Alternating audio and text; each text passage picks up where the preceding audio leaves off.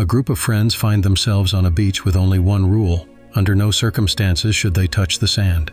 Let's find out what happens if someone breaks this rule. The friends throw a lively beach party. They're having fun and enjoying the good times. The girls dance in swimsuits, enjoying their drinks, while the guys come up with various games. Two friends, Vance and Gilbert, find a large, sticky-feeling ball and drag it closer to the party area. The party is in full swing. Acrobatic tricks, drinks, jokes, and kisses. Everything you need for a good time is here. The next morning, Mitch and Kaylee wake up in the lifeguard tower. Jonah and Chanda fell asleep in the car, while Vance and Ronnie are asleep in the back seat.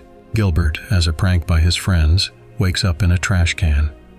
Marcia wakes up on a picnic table.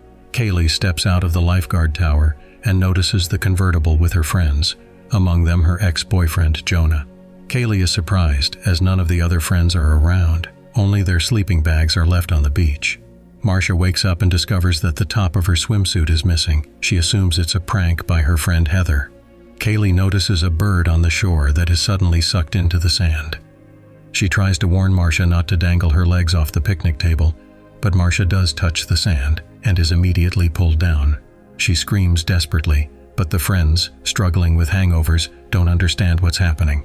Vance runs to help her, but he also gets sucked into the sand. The friends start to panic because they can't start the convertible to get away.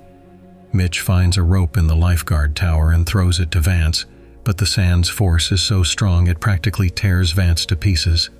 Soon, Vance is completely gone, and the same thing happens to Marcia. Ronnie is in shock. Clearly, this isn't ordinary sand. It's something much more terrifying. The friends try calling emergency services, but all their phones were left in the car's trunk. They had put them there the night before to avoid any compromising photos or videos from the party. Jonah tries again to start the convertible, but it looks like the battery is dead. Kaylee reaches her hand out to the sand and notices strange magnetic threads resembling tiny hairs coming from it. Meanwhile, Gilbert wakes up in the trash can and realizes he's stuck and can't get out. The friends beg him not to move so the can doesn't fall onto the sand. Gilbert doesn't really believe them and thinks it's another prank, but he's unable to free himself and no one hurries to help him. Many hours pass. Ronnie writes in her journal. Jonah and Chanda doze off, and Gilbert suffers from sunstroke. Kaylee asks Mitch what happened that night, why they could walk on the sand yesterday but can't today. She throws the friends a tube of sunscreen and asks the same question again. What changed overnight? Finally, the friends realize that all the teens who are no longer on the beach fell victim to this horrific sand. Only they have survived.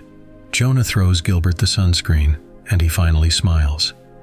Gilbert notices remnants of the sticky ball that he and Vance had dragged over the night before.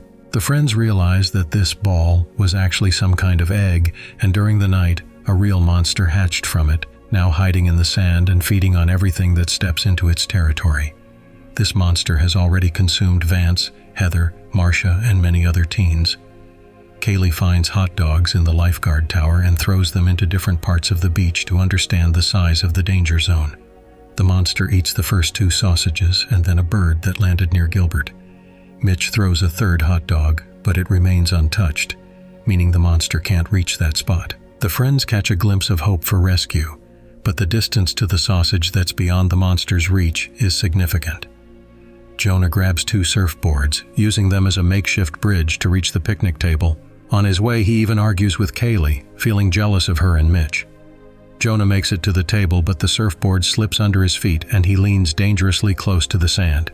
It seems like the monster is deliberately moving the board. Magnetic tendrils reach out from the sand, injuring his stomach. Jonah barely manages to leap onto the table, but feels a severe weakness and passes out. When he regains consciousness, he screams in pain. It feels like a jellyfish sting, but 1,000 times worse. It's clear that the monster in the sand is extremely poisonous. Jonah spots someone's bag on the sand, from which a banana falls out, but the monster ignores it as it lands in the ashes of a bonfire. Jonah jumps into the center of this ash spot and nothing happens to him, meaning the creature fears fire. Jonah feels relieved, but his stomach wound looks terrible. The cuts are starting to fester. Kaylee instructs Jonah to return to the table and check the bag. Inside, he finds a can of soda for Ronnie and Chanda. a water bottle for Gilbert, and a can of Pepsi for Kaylee and Mitch. Jonah's condition worsens. Despite the unbearable pain, he climbs onto the picnic table and lies down. The friends notice that the surfboards are starting to sink into the sand. Jonah can't return to the car now. Besides, even the car isn't entirely safe. The sand monster is gradually eating the rubber tires. Gilbert suggests getting their cell phones from the trunk. Ronnie tries to open the trunk from inside the car, but it doesn't work. So, holding tightly onto Chanda, she tries to pull the trunk release lever. After several attempts, it becomes clear that it won't work. Kaylee finds a rescue hook on the tower and throws it to Ronnie. She grabs the hook while Chanda holds her hand. Ronnie manages to open the trunk, but she can't reach the phones as the trunk lid catches her fingers. A police patrol arrives at the beach. The teens warn the officer about the danger, but he doesn't believe them. The officer steps out of his car. At first, nothing happens to him. He mocks them, especially Gilbert, who is still stuck in the trash can. The friends realize that the officer's thick-soled boots protect him. The officer orders Kaylee and Mitch to come down from the tower, but they refuse.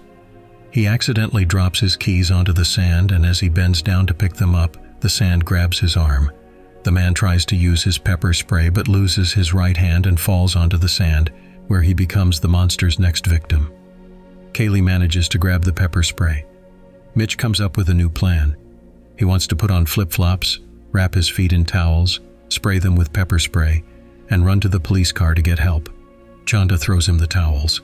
He catches the first one, but when he tries to grab the second, the railing on the lifeguard tower breaks, and he falls onto the sand. The monster immediately attacks him, and no one can help him. The friends can only watch the last moments of his life. Kaylee is devastated but refuses to give up.